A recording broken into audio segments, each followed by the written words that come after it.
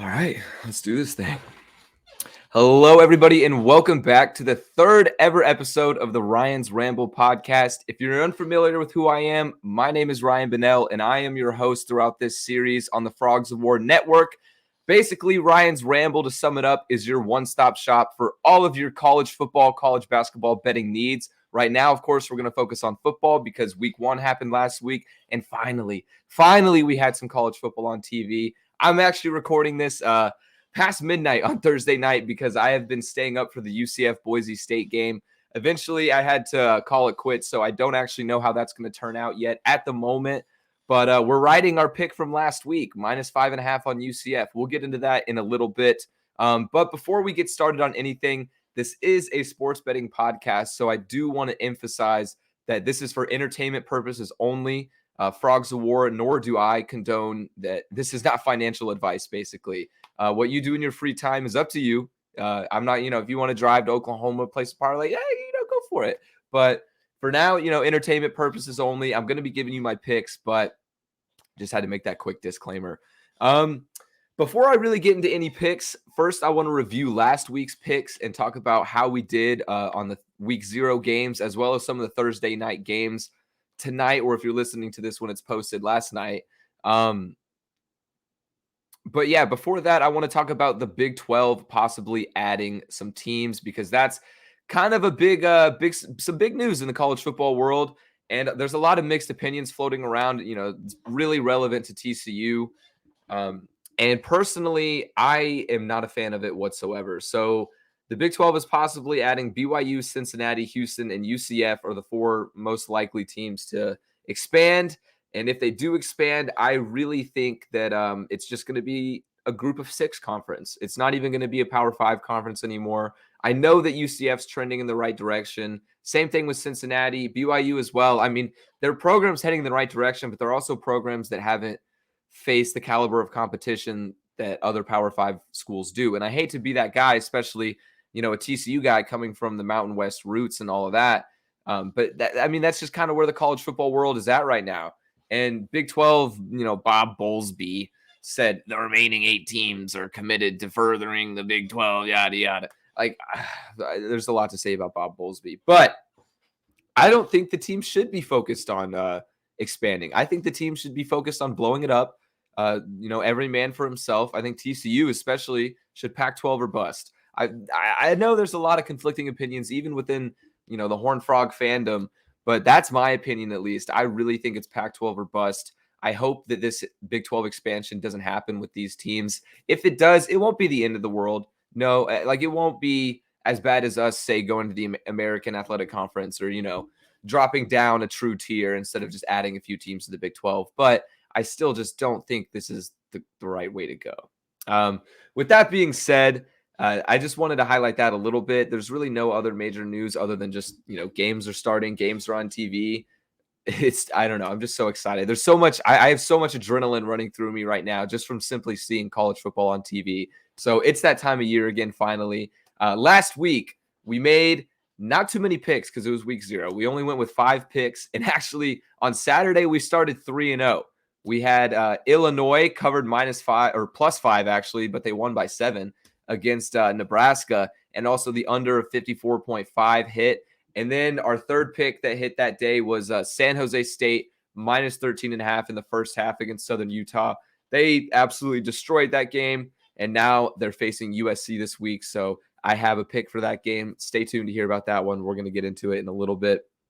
After those 3 picks, though, I don't know if I want to count my Ohio State pick. So what I said last week and in the blog, the written version of the blog of Ryan's Ramble, was that I am not taking the Ohio State first half line unless it is -6.5, which it wasn't. Once the line was posted, it was -7, which I said I was going to cancel the bet if that was the case. And Ohio State ended up not covering. They won the game by 14 tonight, but they still did not cover that first half spread. The full game spread of -14 ended up pushing.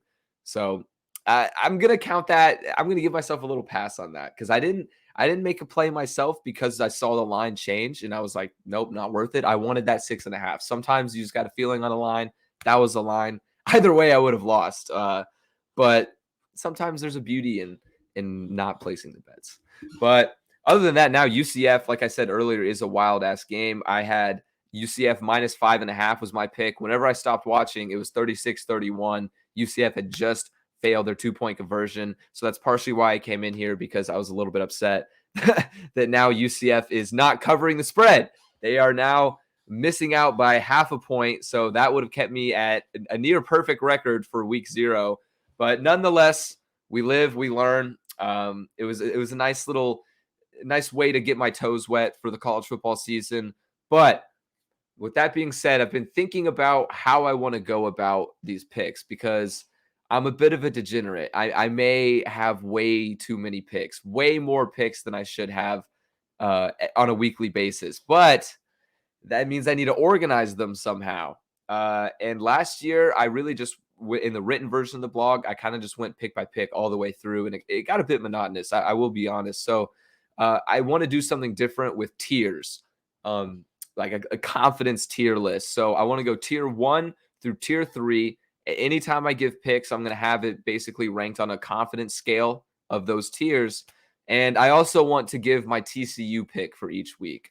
I'm not always going to include TCU in my actual plays, such as this week. I am not including them in my actual plays. But since this is on Frogs of War, it's a TCU blog, why not talk about the TCU lines? So TCU this week against Duquesne, or I've been corrected and told that it's Duquesne or some weird, I don't even know pronunciation, but for now, Duquesne.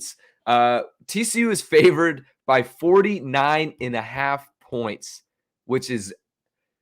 that's a lot. No matter who you're playing, that's a lot of points to cover a spread.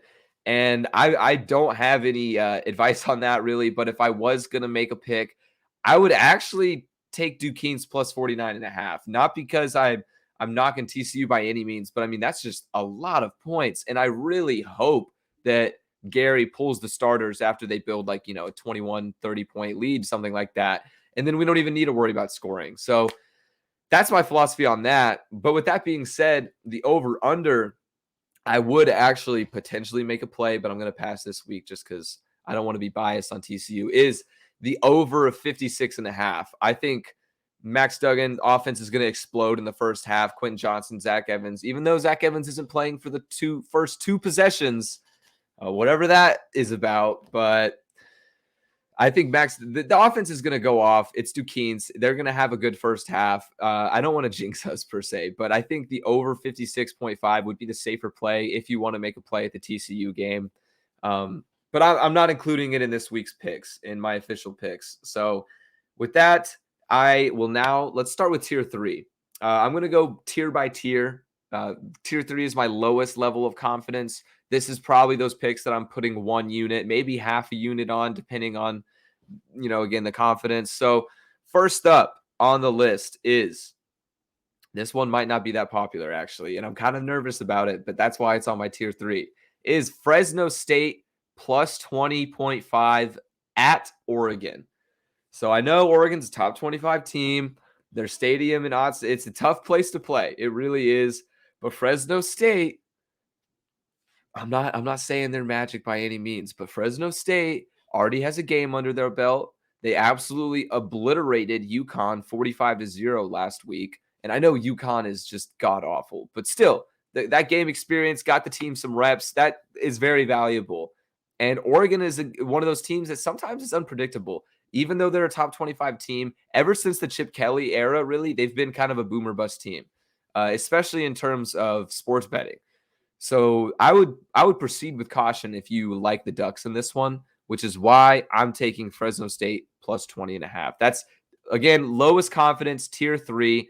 I really just am kind of hoping that one happens because I have a feeling, really. So next up on the tier 3 low confidence pick is, I just hate talking about them in any means, but it's going to be the Texas game.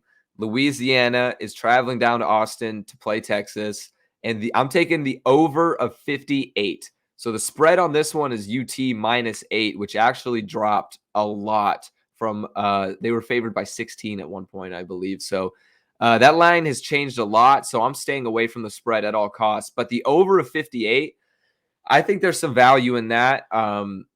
It's not too high of an over under for UT. Louisiana has a very explosive offense time to time, and UT's defense is just Swiss cheese. I mean, no matter who they play, UT's defense is going to give up points. You can say it's the new era with Steve Sarkisian, all that jazz. I don't care, honestly. Their defense is still going to give up at least 40 points a game in the Big 12, and I wouldn't be surprised if they did it against Louisiana, which is why I'm taking that over. The only thing that makes me nervous is the UT new quarterback, Hudson Card. I'm 90% sure. Yeah, Hudson Card. In that new, it's of course new quarterback, new offense. It's going to be a bit of adjustment period. So we'll see how that pans out. But Louisiana doesn't have the best defense in the world. They are a top 25 team. People forget that. I think people overlook Louisiana all the time just because they're a group of 5 team. And UT has a history of kind of stumbling in their week 1 games. They dropped a game to Maryland a few years back whenever they had really high hopes for the season. So this could be another one of those situations, except for it's a home game. So it's always tough to win at Darrell K. Royal. So that's why I'm just going to stick with the over on that one and not really make a play on the spread. But I would not be surprised if Louisiana covers on that. My last pick for my tier 3 picks is going to be Penn State at Wisconsin, sticking with the over-unders here, and I'm going to go under 50. Wisconsin is one of the most famous ground and pound teams in the country. I know they have Graham Mertz now, who started out really hot, but turned out to be not all that at the end of last year's weird COVID season. So with that being said, it's a hostile environment too. Penn State's traveling into Camp Randall. It's going to be bumping week 1, huge game. That's another thing is I know I talk a lot of negativity around the college football playoff with the bias in the committee and everything like that. But one good thing that has come out of this is that we get a lot of great week 1, week 2 matchups because one of the main aspects the committee looks at is strength of schedule now. It's always been important, but now more so than ever.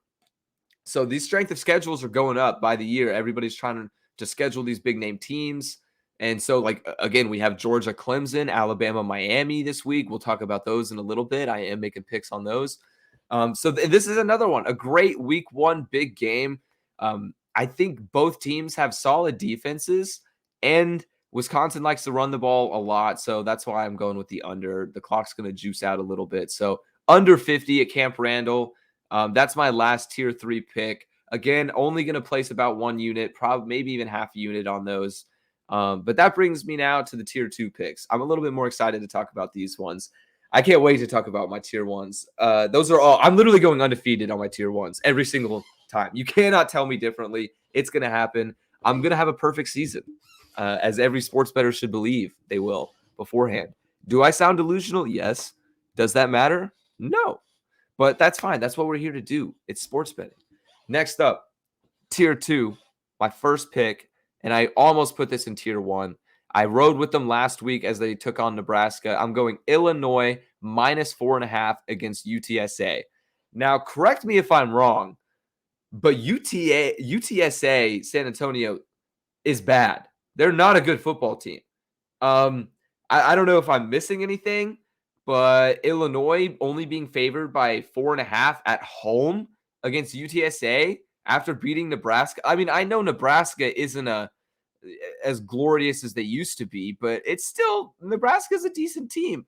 They were favored to beat Illinois, and Illinois still won. So that's got to tell you something about Illinois. I'm really honestly shocked that the odds makers have the lines here. But then again, famous last words. That's the odds makers have got to know something I don't. That's why I put this one in tier 2 rather than tier 1. But I still think the Illini is the way to go. Minus 4.5 is chef's kiss. It's beautiful. It's beautiful. Next up on my tier 2 is one of those big games I was talking about. Alabama and Miami. I have 2 plays on this game. I'm taking the spread and I'm taking the over-under. So for the spread, I am doing the ballsiest thing you could possibly do in week 1 of college football. And I am betting against Nick Saban and against Alabama. The reasoning, though, behind this is Alabama are 19-point favorites. And I know that sounds like a lot, and everybody said the same thing whenever they played Notre Dame in the college football playoff. But That's different, okay? This is at Miami week 1, hostile environment, brand new quarterback. There's a lot more going on, a lot more new faces, and Alabama's going to be fine. Don't get me wrong. Alabama is going to win this game. That's not a question. I think the U might be back. They might be back. I don't want to say they're going to return to their glory days with like the 90s and the 2000s, or early 2000s, but the U might have a 10-win season, regardless of an automatic L week 1 because they're playing Bama. They might go on to win 10 of their next 11. I wouldn't be surprised if they finish 10-2. So Derek King is a hell of a quarterback. They've built a great offense there and an awesome culture too. I mean, really, like with the turnover chain. I know it's cheesy. You can say it's cheesy all you want, but it's so cool. Like it's spread like a virus. Everybody has their own kind of swag chain type thing to celebrate on the sideline. And I think that's something that's really great for the players too. So, and great for recruiting. People want to be a part of stuff like that. So Miami might be one of those teams. And I think week 1, they have a lot to prove. Derek King, I know, has been talking a lot of shit in the media, but of course he has to say that. What's he supposed to say? Oh, we're going to get blown out. No, you can't do that. So Miami plus 19 is the way to go, I think. I really wouldn't be surprised, though, if this was an Alabama 18-point win. With the way football scores work out and everything, 18 is just one of those numbers where it happens. But plus 19 is a big cushion, a very big cushion. A lot can go wrong and a lot can go right. So as well as plus 19, though, I'm also taking the over of 61. I talked about Derek King and Miami, how they've built an explosive offense, but man, Alabama, I don't care if they lost Devontae Smith. I don't care if they don't have, Tua. They have Bryce Young now. Their offense is going to be fine. Their offense is going to put up numbers. They're going to be explosive. They're going to put up at least 40 points a game, probably 80 points a game against, the cupcake teams. But this is not a cupcake team. I think this could easily be a 42-40 type, or maybe not that much, but like a 42-31 type game. That's honestly a solid score prediction. 42-31 or 45-31 in Alabama's favor. That's the way I see this game going. Both offenses are amazing. Even though Bama's defense is great, they've given up a lot of points in the past, especially in the past 2 years at random. So don't put it past Miami. They can do some damage in Saban's defense. So next up on my tier 2 list is a Friday night game. So this podcast is going to come out Friday morning. So if you're listening, hopefully you heard this in time to catch this game. I'm going North Carolina minus 5.5 at Virginia Tech. So Virginia Tech is one of the most underrated environments, I think, in college football. They have a very famous hype video of week 1. I think they were playing Clemson when number 1 Clemson came into town. They're like their tunnel entrance and all the fans were jumping. Smoke was going up in the air. Flags were waving. It was beautiful. It was just, it was poetry to my, I don't know what I'm trying to say. Music to my eyes. I don't know. Metaphors are hard. Okay. But either way, it was beautiful. It was amazing to see. I love those kind of atmospheres. But with that being said, I think UNC is just too good. I know they lost Javonte Williams. They lost De'Ami Brown. A few of their skill player offensive weapons, but they still have Sam Howell, still got Coach Mac Brown. Their offense is going to be insane once again, and Sam Howell has something to prove. I think he wants that Heisman more than people are talking about it. I think people need to talk about Howell in the Heisman race a bit more, even though his team isn't going to go to the playoffs. They're not going to win a championship because Clemson's in the ACC. I think sometimes people overvalue that. If we're really talking about like the MVP or Heisman of college football, sometimes just the true playing and stats, speak more than the team's ability. So we'll see how Sam Howell does. I'm really high on Sam Howell this year. I think he's a great quarterback. But overall, just really high on UNC this year. I think they have another 10-win season. They have a bit to prove after last year's expectations. They had a couple upset losses. I'm sure they want to avenge and, come back out on top. They're not going to win the ACC. Don't get me wrong. Okay, Clemson's winning the ACC. But UNC is a good team, and I think minus 5.5 at Virginia Tech is not too much to ask for. A 6-point win would be perfect for that. And that's going to round up. Oh, no, it's not going to round up my tier 2 picks. I almost forgot. One of the biggest games. Georgia at Clemson. So I have 2 picks on this one. One of them is actually in tier 1. So first, I'm going to talk about my tier 2 pick. Again, this is my medium level confidence tier. Is Georgia at Clemson. I'm taking the over of 50. Clemson, I don't even know what I need to say about their offense. I mean, it speaks for itself. With Trevor Lawrence, Travis Etienne, even with them gone, DJ, I know I'm butchering his name every time, but DJ Ugalele, however you say it, I'll learn it sooner or later. But he is going to be an explosive quarterback. I picked him for the Heisman in my first episode. I really have high hopes for him. I think Clemson, again, they're a powerhouse. They're a blue chip. They're a perennial. They're everything in college football right now. So expect them to be on top again. And it starts by just putting on a show against the highly rated Georgia defense. They do have a great defense. Georgia really has a good defense. They have a good overall team this year. A lot of people are really high on Georgia. People have even picked them to win the SEC, which is just blasphemous. Okay. But overall, they're going to put up some points too. Clemson has a good defense, but Georgia's going to put up some points too. And I think 50 is actually a very low total for this game. So I'm taking over 50 on that one for my tier 2 pick. And that brings me now to my first tier 1 pick, my absolute favorite, most confident plays of week 1 in college football. I am so excited because all of these are going to hit, okay? I'm going to look real stupid next week if I go like 0-4 on these, but for now, I'm just swimming in a pool of hope. So first up is Clemson -3 against Georgia. You know, this is a home game for Clemson in Death Valley. Not a great environment to play week 1 if you're Georgia. There's going to be some hiccups in the first quarter for any team. That's just kind of routine. And I think this is just a bad situation. I think Clemson should be favored by 5.5, 6 points.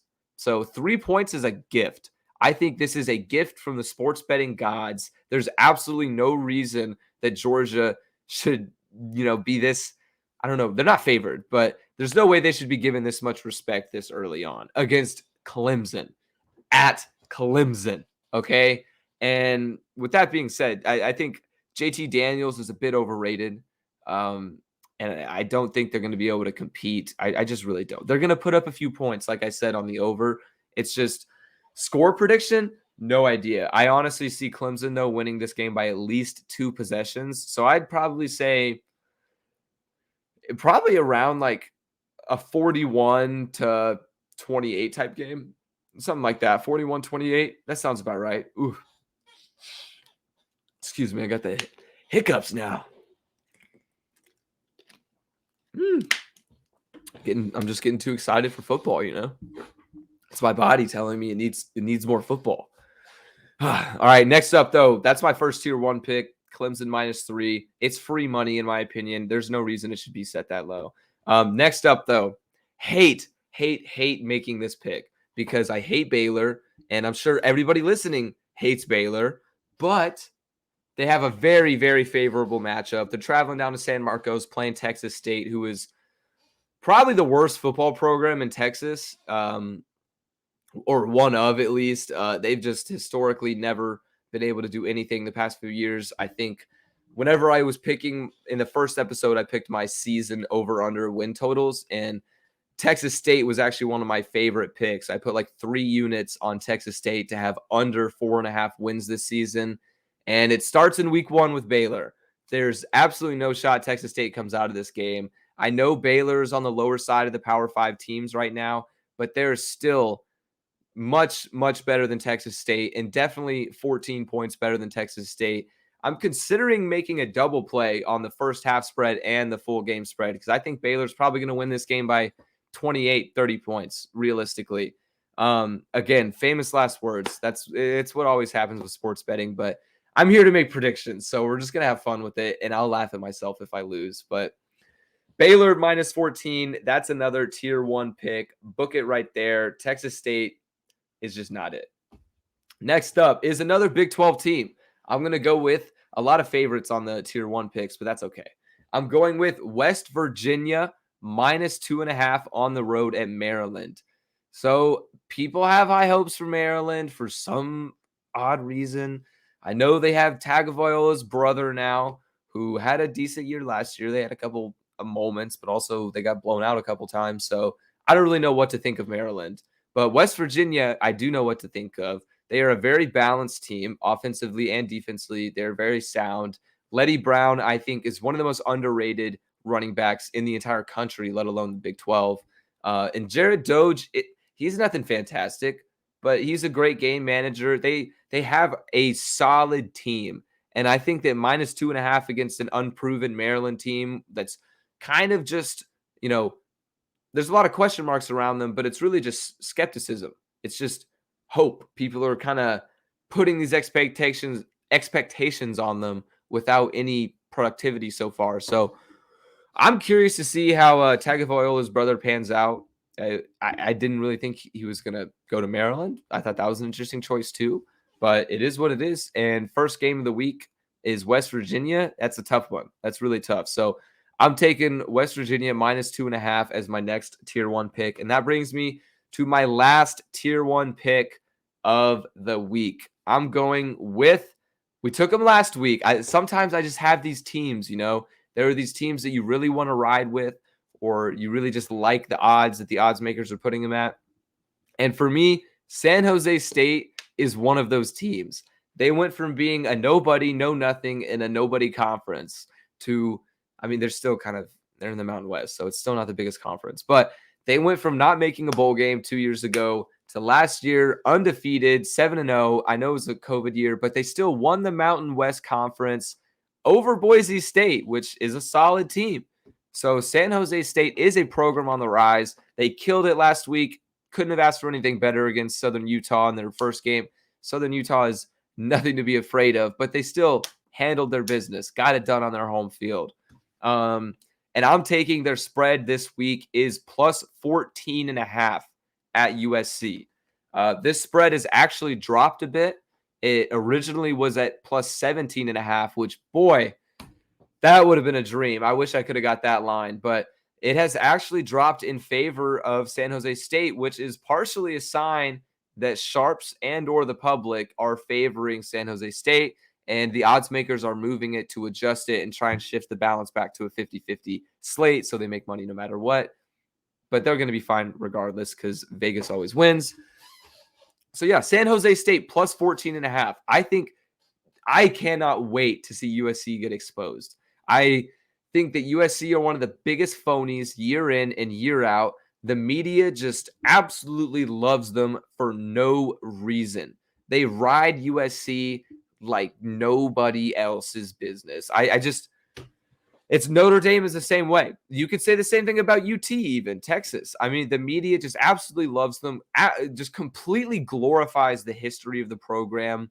I know USC was a good team back in their heyday, but hey, this isn't 2005 anymore with Reggie Bush. I believe it was 2005. I was 5 years old, so don't quote me on that. But it's not their heyday anymore, okay? USC is always overrated at the beginning of the season, and I think this is where they're going to get exposed. This is going to show the media, hey, they're overrated. Keaton Slovis, who? Never heard of him, okay? Not worried about anything on this one, really. San Jose State +14.5 is the way to go. I think they have something to prove. They want to prove to the people that they are the group of 5 team to mess with this season. I really think so. San Jose State, mark my words, San Jose State will be, I don't want to see, I can't say the number one, actually. Okay, I'm backtracking a little bit. Okay, bear with me. San Jose State will be a top 3 Power 5 team at the end of the season. There we go. Because now that I think about it, Cincinnati might end up going undefeated. So that would be tough to beat. So regardless, San Jose State, though, great program. They're trending in the right direction. Take them in this game against USC. I think it's a gift of a spread, 14.5. All right, well, that is all of my picks for week 1 in college football. I hope this tier system works out, going from tier 3 up to tier 1. I hope that also kind of, if you really only want to follow my most confident picks, which usually, I know it's not a science, but usually my most confident picks do turn out to be the best picks based on last year's results. I believe I finished with a 54% win percentage, which is money in your pocket. I mean, hey, Again, though, not a financial advisor. This is entertainment purposes only. But yeah, make sure you guys check out the written version of this blog too. I appreciate everybody that listens to the podcast version. It means a lot to me. I'm really appreciative of the opportunity to host this on the Frogs of War Network. It is just so much fun being able to talk about my picks, because I don't really get to talk about picks a lot of sports betting. So I get to just ramble to my camera, hence the name Ryan's Ramble, and just have a blast. So I appreciate everybody that listens, and I will have the written version of Ryan's Ramble up too. That way you can kind of track the picks easier rather than listening to the whole thing. All of my picks will be listed out there from tier 1, tier 2, and tier 3. And yeah, I'm going to be tracking my record all season. So really, really looking forward to kickoff this Saturday, as I'm sure all of you are too. So let's have a hell of a season. Let's win some games. Let's make some money, entertainment money, quote unquote. But I'll see you guys next week on Friday when the episode is put out on Frogs of War. Thank you all to listening, and I hope you all enjoy week 1 of college football. And I'll see you at Amon G. Carter Stadium when TCU plays Duquesne. So yeah, really appreciate you guys listening.